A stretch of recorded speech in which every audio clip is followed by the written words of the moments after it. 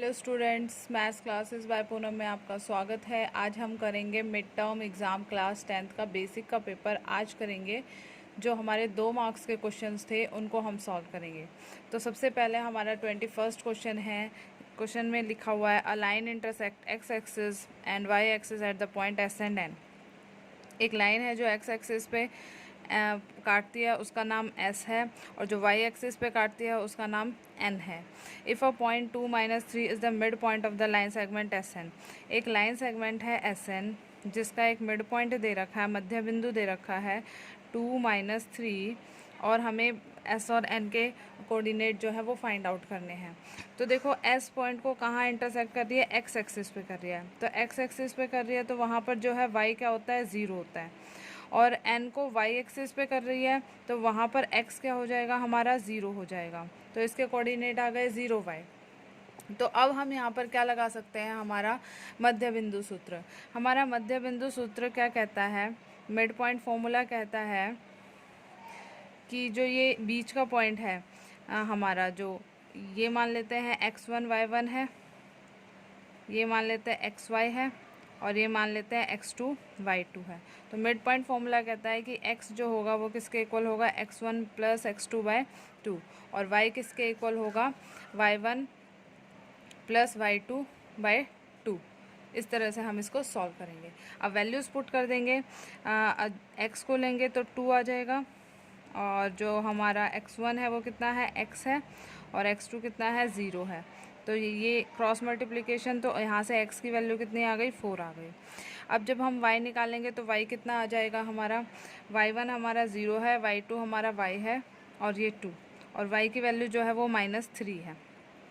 तो cross multiply करेंगे तो -6 = y आ जाएगा। तो y की वैल्यू आ गई -6। अब s और n के पॉइंट्स निकालने हैं, तो x की जगह हम क्या पुट कर देंगे, 4 पुट कर देंगे, और y हमारा 0 है, और n के जब पॉइंट निकालेंगे तो 0 है, और y की वैल्यू क्या है, -6 है। तो ये हमारे पॉइंट्स आ गए s और n के।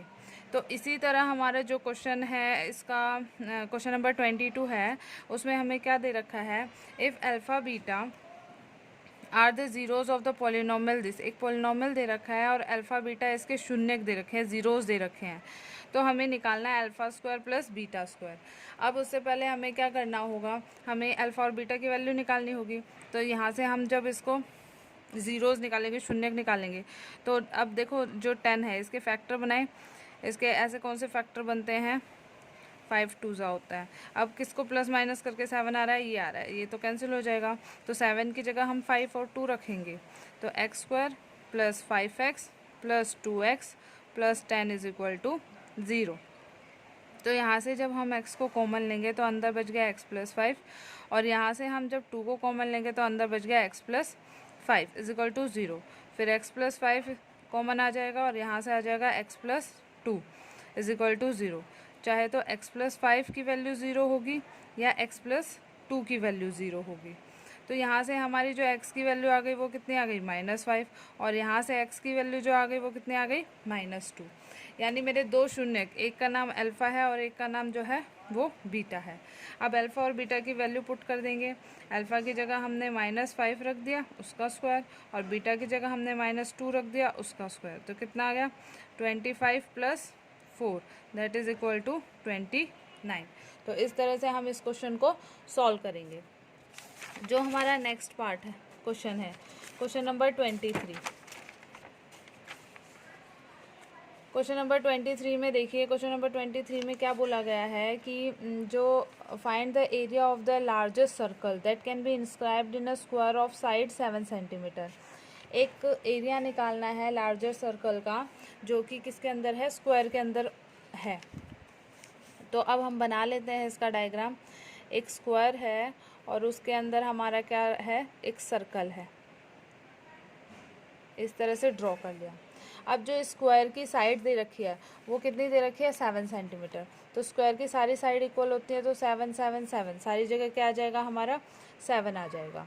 अब ये देखो जो हमारा ये वाली साइड है, ये इसका सर्कल का क्या होता है, व्यास होता है या डायमीटर होता है। अब ये 7 है तो ये भी कितनी होगी, 7 होगी। यानी यहाँ से हमारा क्या आ गया, जो डायमीटर है सर्कल का वो 7 है। तो रेडियस कितनी हो जाएगी, उसका आधा हो जाएगा। और हमें निकालना क्या है, area of circle. Area of circle क्या होता है, एरिया ऑफ सर्कल जो होता है वो होता है पाई आर स्क्वायर। तो पाई की वैल्यू कितनी है 22/7 और आर की वैल्यू क्या है 7/2, 7/2 क्योंकि 2 बार है।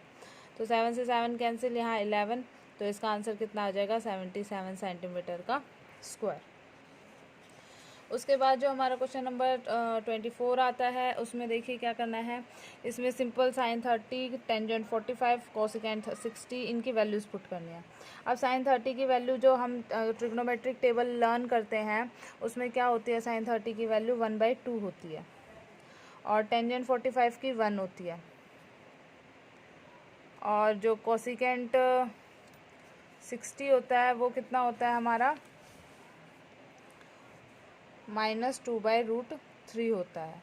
ऐसे ही सीकेंट 30 की वैल्यू जो होती है 2/√3 होती है, कॉस 60 की वैल्यू 1/2 होती है और कॉट 45 की वैल्यू 1 होती है। अब क्या करेंगे, हम एलसीएम ले लेते हैं। एलसीएम क्या बन जाएगा, 2√3 एलसीएम बन जाएगा। अब इसके पास √3 नहीं है तो √3 से मल्टीप्लाई, इसके पास दोनों ही नहीं है तो 2√3 से मल्टीप्लाई, और इसके पास 2 नहीं है तो 4 से मल्टीप्लाई। अपॉन में क्या आ जाएगा, ऐसे ही इसका एलसीएम लेंगे तो 2√3 बन जाएगा। इसके पास 2 नहीं है तो 4, इसके पास √3 नहीं है और यहाँ आ जाएगा 2√3। तो यहाँ से ही कैंसिल हो गया। तो हमारा जो आ गया वो कितना आ रहा है, जब √3 को 2√3 से प्लस करेंगे तो हमारा आ जाएगा 3√3, 3√3 - 4 और यहाँ आ जाएगा 4 + 3√3। ठीक है। अब क्या करेंगे, हम इसको रैशनलाइज कर देंगे। तो यहाँ से हमारा ऊपर क्या बन रहा है, हमारा 3√3 - 4 और नीचे क्या बन रहा है, देखो यहाँ से लिख देते हैं 3√3 - 4 और 3√3 + 4, इस तरह से लिख देते हैं। तो मल्टीप्लाई करेंगे 3√3 - 4 से और नीचे भी हो जाएगा 3√3 + 4 इंटू में 3√3 - 4। अब यहाँ a + b a - b का होल स्क्वायर लग गया, तो यहाँ से क्या हो जाएगा a² - b² हो जाएगा, ऊपर a - b का होल स्क्वायर हो जाएगा। तो यहाँ से क्या आ जाएगा 3√3 - 4 का होल स्क्वायर और नीचे आ जाएगा हमारा 3√3 का होल स्क्वायर माइनस में 4 का होल स्क्वायर। अब इसको आप सॉल्व कर सकते हैं, इसका स्क्वायर खोल लेंगे a - b का होल स्क्वायर और नीचे इनके स्क्वायर को खोल के आप आंसर निकाल सकते हैं। नेक्स्ट क्वेश्चन जो है 25th, उसमें क्या दे रखा है, find the value of p for which the pair of linear equation this and this has unique solution. इनका यूनिक सॉल्यूशन है यानी एक हल है, और एक हल हमारा कब होता है, जब हमारी लाइन जो है वो इंटरसेक्ट करती हैं या प्रतिच्छेद करती हैं। तो इसमें कंडीशन क्या होती है, हमारी कंडीशन होती है कि a1/a2 जो है वो नॉट इक्वल टू b1/b2 होगा। ठीक है। तो यहाँ से इसको कंपेयर कर लेंगे, ये हो गया हमारा a1x + b1y = c1, ये हो गया a2x + b2y = c2। a1 की वैल्यू आ गई 1, b1 की वैल्यू आ गई -p, a2 की वैल्यू आ गई 3, b2 की वैल्यू आ गई 2। तो इसमें पुट कर देंगे a1/a2, a1 1 है, a2 3 है, b1 -p है, b2 2 है, क्रॉस मल्टीप्लाई करेंगे और नॉट इक्वल है, तो क्या आ जाएगा, ये p जो आ जाएगा वो नॉट इक्वल आ जाएगा -2/3। तो ये हमारा आंसर हो जाएगा। तो इस तरह से हम अपने 2 मार्क्स के क्वेश्चन कर सकते हैं। आगे नेक्स्ट वीडियो में हम 3 मार्क्स वाले क्वेश्चंस को सॉल्व करेंगे। Thank you.